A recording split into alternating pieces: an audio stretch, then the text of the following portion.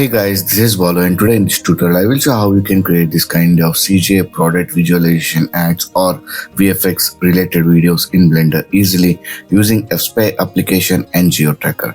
So hope you guys will find the video useful, and before going to that, if you end up liking this video, please click on that like button. So I'll keep a target of 50 likes. Please do complete the target so that this video reaches maximum number of people, which in turn helps my channel to grow. So now without any further delay, let's start today's tutorial. So here I'm in FSpy application. So first of all, let me show you the assets. So here I got this footage from Pixabay, and if possible I will leave a link in the description.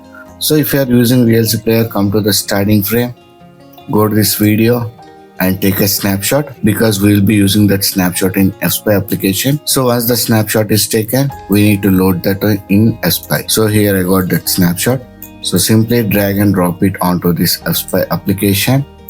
And here number of vanishing points, let it be 2. And here I will change the second axis to Z axis. So this red line is X axis, this blue is Z axis. So first let's align the X axis. So I will align according to this bridge. So let's place this here, hold shift key to zoom in, and let's place another point here. Okay, now let's select this one, let's place this at the corner, and let's place this at the corner.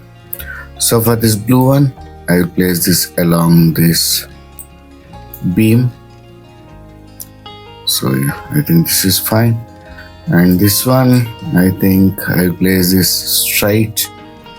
So let it be here, and I think this is the straight one. So now we got the axis set, but here we need to have the Z axis facing upwards. So let's change this Z axis to -Z. Okay, and now let's place the axis point here. So now let's save this project. So go to this file, save. So here I will say this as 7777, and okay. So now we can close this FSpy application and open Blender. So here we are in Blender. So now let's import that FSpy data into Blender. So go to this file option, import, select the FSpy. And by the way, if you're not finding this option, means you did not install that add-on yet, which is going to be FSpy Blender add-on. So if you want to know how to download and install, please check a link in the description, or else you can click on the iCard above for a video where I have shown how to download and install.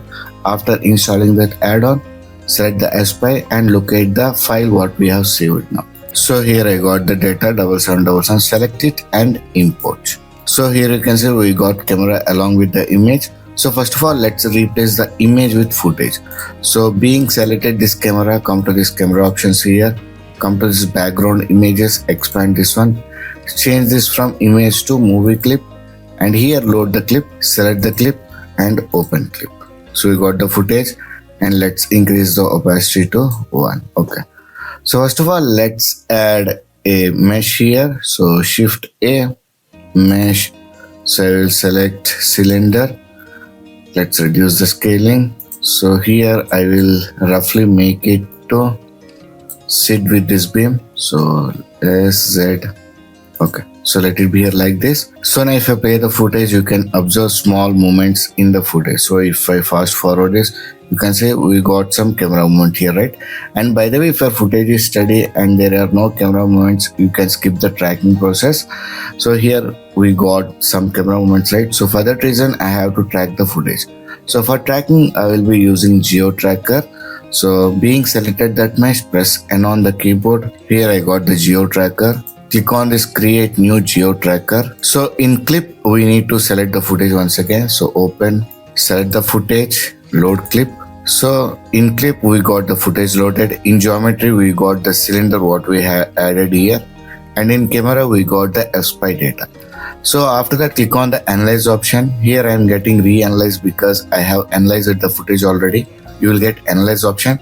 Simply click on that analyze option. It will ask for frames. So here I will reduce the frames to 300, and after that, okay, and fine. So it starts to analyze the footage from 1 to 300 and 300 to first frame. So here the analyzing is done.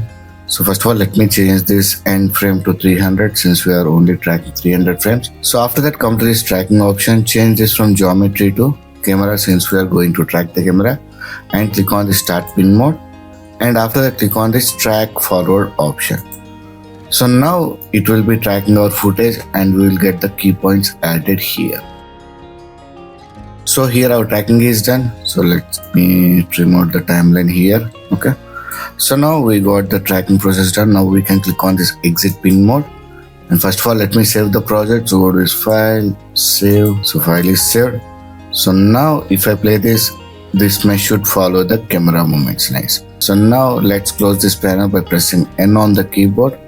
And roughly we need to model the structure, bridge, and if you got patience, you can model everything in detail. So here I will model roughly the bridge and this beam only. So let's do that. So let's select this mesh, press tab key. Let's select the face here, press 0 to see through camera, and let's bring it upward like this. Press S, reduce scaling. Let's duplicate this only, shift D, press Y, and yeah, and press tab key. Let's select the faces and loop. Let's move this here and let's place this.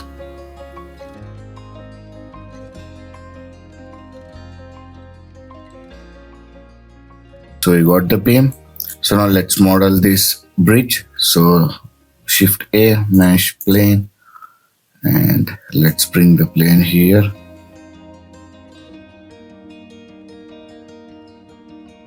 I think this much of structure is fine, and let's add ground plane also. So select this plane only, shift D to duplicate this one and bring it downwards, and let's place this here.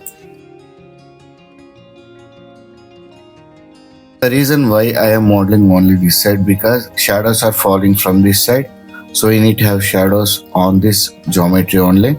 So we don't want the shadows to be casting this way, right? So I think this much of structure is fine. So if you want to model detail by adding this whites and all, you can do that. I will be leaving like this only. So let's add plane once again. So shift A, mesh, select the plane here, RY90, and let's place this along the structure.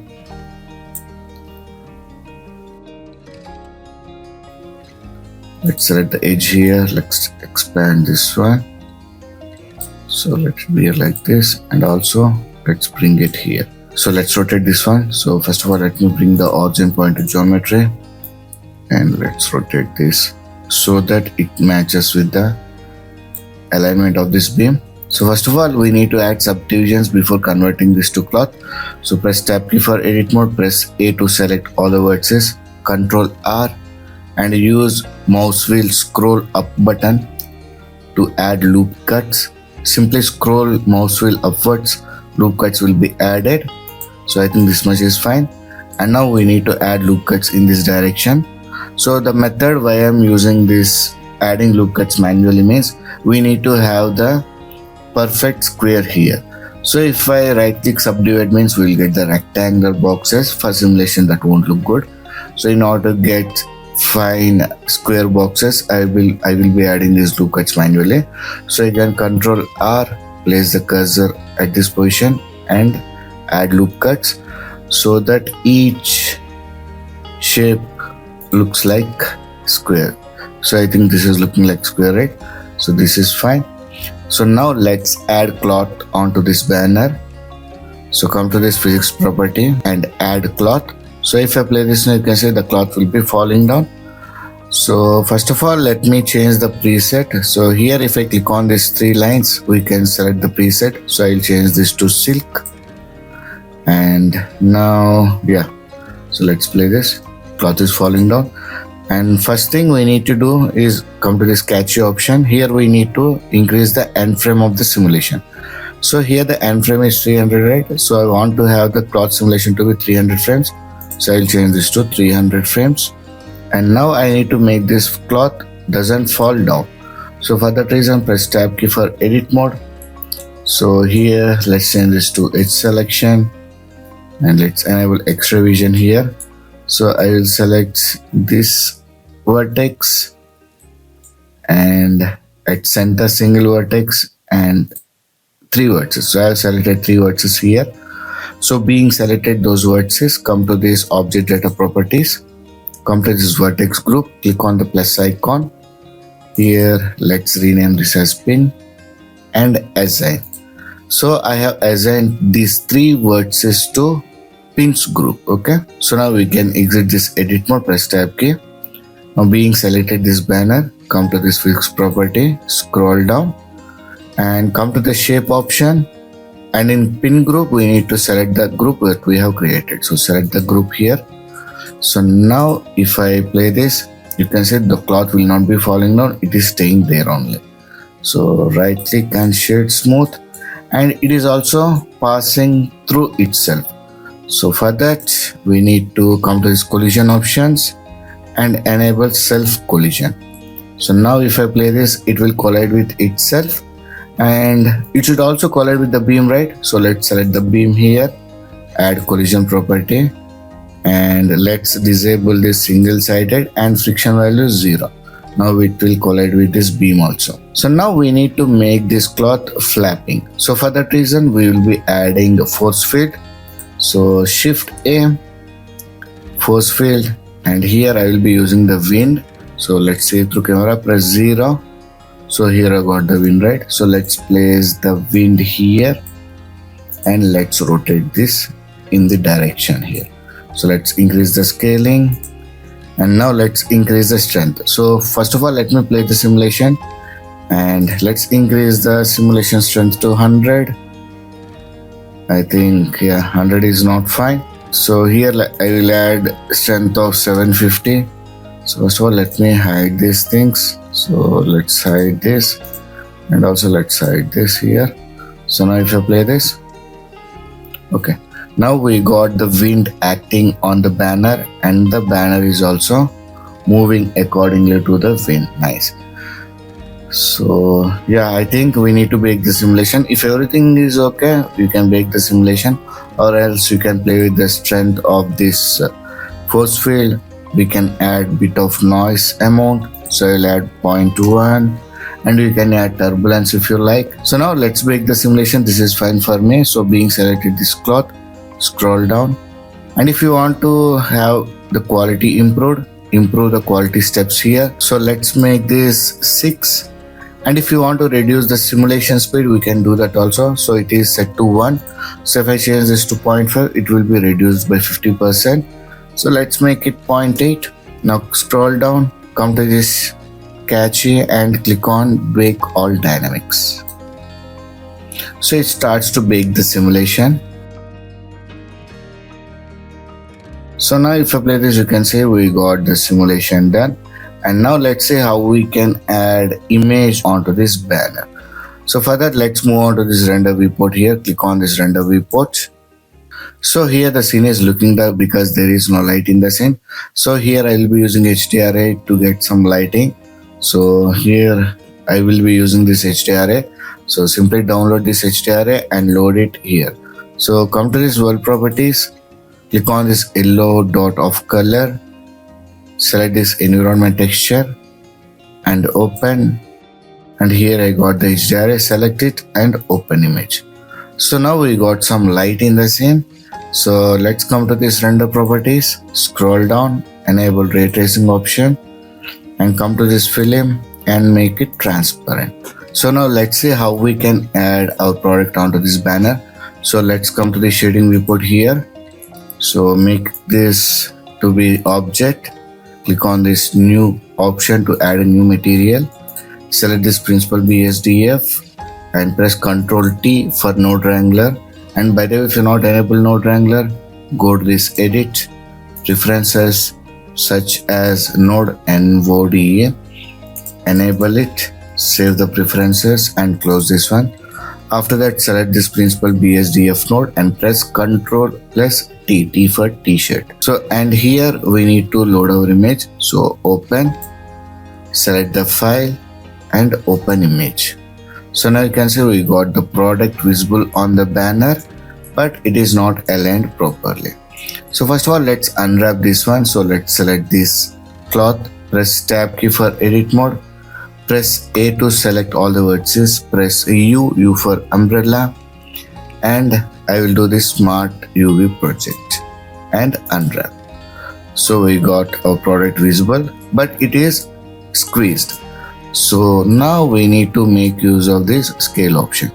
So let's scale this up here and let's move here.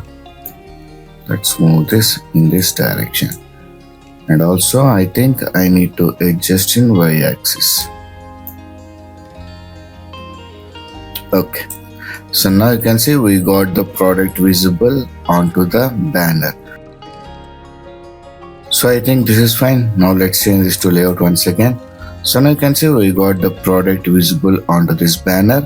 Now let's come to this render properties. Let's change this to cycles. And here we want the shadows to be appearing onto this beam and onto this road, right? So first of all, let's select this beam here, come to this object data properties, scroll down, come to this visibility and make it as shadow catcher. In the same way, select second beam, make it a shadow catcher. Let's enable this ground planes here. Select this one, make it shadow catcher. Let's enable this one, select it and make it as shadow catcher. So now we will have the shadows also visible in this plane. Nice. So if you want to add bit of contrast onto this banner, we can do that, or else you can play with the metallic. So if I increase this metallic value and reduce the roughness, it will be with reflective kind of thing. Here you can say it is reflecting the lights and all. So depending upon your preference, you can play with the value, or else you can add extra sun in the scene. So shift A, go to this light option and add sun here. So let's place the sun, and by the way, this placement doesn't matter. So let's place the sun here and let's rotate this here. Rotation do affect the direction of the shadows where they are falling. So if I rotate, let me change this to EV. Change this to EV. So if I do rotate this sun, you can see the shadows are affecting with the rotation of the sun. So here we want the shadows to be falling in this way. So I think here this is fine. So let's change this to seconds once again. And device GPU compute is good. Okay. So now we got this product on the banner. So now come to this render settings. Samples, I will reduce this to 16 only. And noise threshold, I will make it 0.1. And light paths, I will reduce this to 8. Transmission 8. So these settings are to reduce the render time. And if your device is capable to render much samples, you can increase the samples and you can make this noise threshold as default value. So since my device can't handle, I am doing these settings. And motion blur, if you want to enable, you can do that. So let's enable motion blur also. Now come to this color management and view transform, I will make it standard. And if you want to add contrast, you can do that. So let's come to this look option and add contrast. So now you can see we got some contrast added in the scene. So this contrast I will add in post-production while doing compositing. So I'll make it as none. Okay. So this is fine. So now let's come to this output properties. So resolution, I will leave this to vertical. So render region, crop to render region. Frame rate, this should match with the footage frame rate. So let's check the footage frame rate. So here I got the footage rate. So right click and properties, details. So here the frame rate is 29.97. Practically that doesn't happen. So let's make it 30. So I need to interpolate in After Effects and make the footage frame rate 30. So I'll make this as 30 frames here. and the frame start and end 1 to 300 is fine, and come to this output option. So here we need to select a folder where we can save the file. So open. So here I have selected a folder where to save the files, and file format, let it be PNG. Make sure this RGBA is selected or else we won't get the alpha channel. So once these settings are done, go to this render and click on this render animation. So this renders only the CGI elements and the shadows. So we won't get the video visible in render. Once the sequence is rendered, we need to use any editing software to do compositing, color correction to match the CGI elements accordingly, and later we need to render whole thing once again. So in this way we can create this kind of CGI ads in Blender easily. So hope you guys have learned something new from this tutorial. If you have learned anything new, please like, share and subscribe my channel to support me. So I'll meet in the next video. Until then, signing off. Take care. Bye.